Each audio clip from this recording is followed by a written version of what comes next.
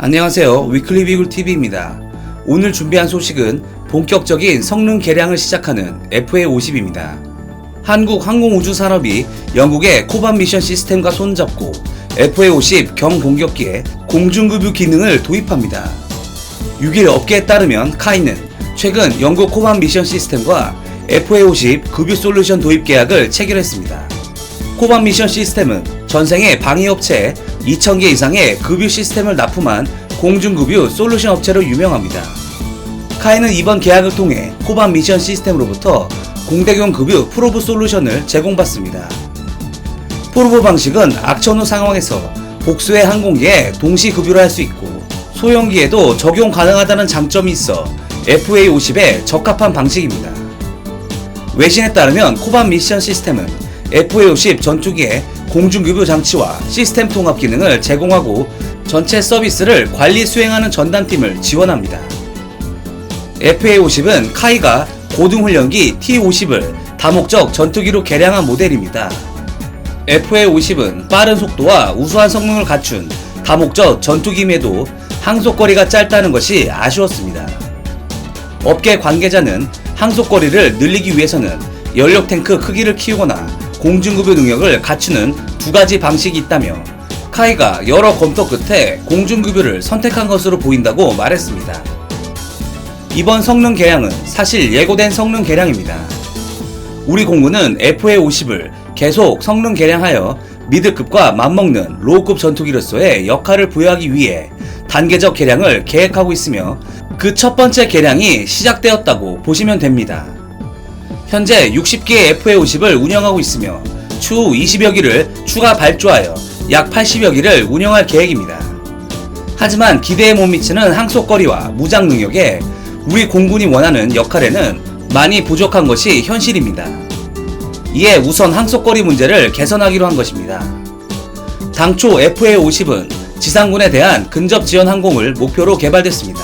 따라서 타격 범위도 5에서 25km 수준에 불과합니다.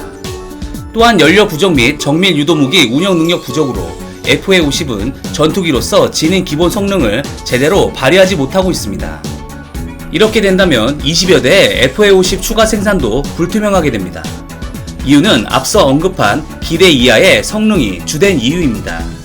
이와 관련해 국방과학연구소는 지난 5월 FA-50 성능 개량 사전 개념 연구 제안 요청서를 발송했습니다. 사전 개념 연구는 지난해 국방부 전력발전 업무훈련 개정으로 올해부터 시행하는 제도입니다. 소요 제기를 위해 소요군에서 국방과학연구소에 요청해 필요성, 운용 개념, 작전 운용 성능, 운용 요구서, 대안 분석 등이 포함해 작성됩니다.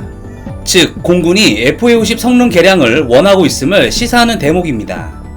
제안 요청서에는 내부 연료 탑재량 증대, 정밀 표적 식별 장치 및 중거리 정밀 유도 공대지 무기 장착, 중거리 공대공 무기 장착 등이 포함되어 있습니다. T-50 개발 초기 거론됐던 F-50 경전투기에 맞먹는 수준의 개량입니다.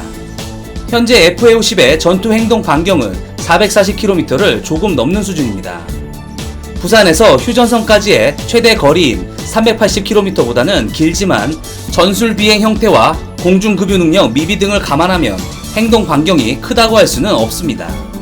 이와 관련해 F-16이 내부 연료탱크 탑재를 통해 비행거리를 크게 늘린 사례가 있는 만큼 FA-50도 이를 벤치마킹할 필요가 있다는 의견이 대두되고 있습니다. 하지만 내부 연료탱크를 만들기 위해 복자식인 FA-50을 단자식으로 개조할 경우 항공역학적 특성이 달라져 성능 개량에 적지 않은 시간과 비용이 소요될 우려도 나옵니다. 이에 카이는 고민 끝에 공중급유 방식을 도입하여 비행거리를 개선하는 방식을 택하였습니다. 그리고 앞으로 FA-50은 무장 부분도 더욱 개선하여 세계 최고의 경공격기로 거듭날 것으로 보입니다. 단거리 공대공 무장으로는 영국 MBDA사가 개발한 아슬람이 거론됩니다. 최대 사거리가 50km에 달하며 단거리 공대공 미사일 중 최고의 사거리를 자랑하는 아슬람은 타이푼, 토네이도, F-35에도 탑재되는 최신 미사일입니다. F-15KSE는 AIM-9X의 최대 사거리가 35km라는 점을 감안한다면 아슬람은 FA-50의 가시거리와 공중정 능력, 즉 BVR 능력을 한층 높여줄 것으로 보입니다. 또한 아슬람 외에도 중거리 공대공으로는 에임 120 암람을 장착하려는 공군의 요구가 있는 것으로 보여집니다. 현재 FA-50은 북한의 미그 29기를 제외한 모든 전투기와 동등 이상의 성능을 보이지만 만약 FA-50이 이들로 무장할 경우 사실상 BVR 능력이 없는 미그 29마저 압도할 수 있다고 보여지며 이렇게 된다면 무장 확장만으로도 북한군 전투기는 우리 공군의 로우급 FA-50으로 모두 커버가 가능해지는 것입니다. 중거리 공대지 무기는 독일의 타우러스 K2가 채택될 가능성이 있습니다. 공군이 F-15K에 탑재하는 타우러스 미사일의 소형화한 버전으로 사거리가 500km에서 400km로 줄어든 것 외에 나머지 성능은 타우러스와 동일합니다. 이와 더불어 한국형 타우러스 공대지 미사일도 함께 언급되고 있습니다. 현재 우리군 당국이 KF-X에 장착할 중거리 정밀 타격용 공대지 미사일 일명 한국형 타우러스를 개발하고 있는데 이도 좋은 대안이 될 수 있습니다.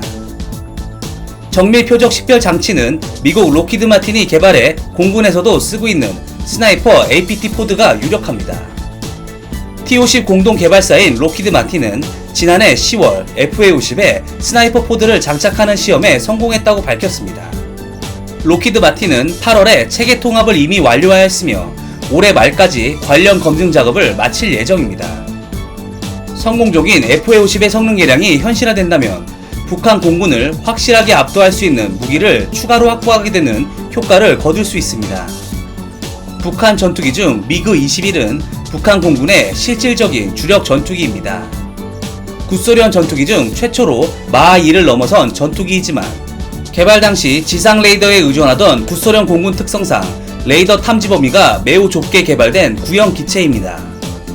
여러 사항을 고려했을 때 FA-50의 성능 개량 중 당장 BVR 능력과 항속거리만 늘려도 북한의 미그 21뿐 아니라 북한 최고 전력인 미그 29도 커버가 가능해 모든 전투기를 여유롭게 상대할 수 있습니다. 게다가 조기 경보기와 전자전기 그리고 F-35를 비롯한 한국의 하이 미드급 전투기와 연계한다면 사실상 한반도 제공권은 대한민국에 있다고 보면 될 것입니다.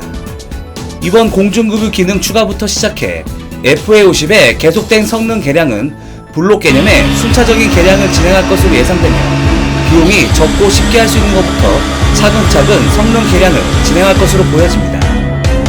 앞으로 성능 개량이 잘 마무리된다면 추가적으로 기대해볼 만한 사항이 하나 더 있습니다. 바로 수출을 기대해볼 수 있다는 것입니다. 현재 한국을 제외한 FA-50을 운영하는 국가는 필리핀, 인도네시아, 이라크, 태국이 운영을 하고 있으며 이들 국가의 납품한 분에 대해서 성능 개량을 수출할 수 있습니다. 또한 서방 세계에서 만든 로우급 전투기 중 FA-50이 사실상 최고의 전투기라고 할 수 있습니다.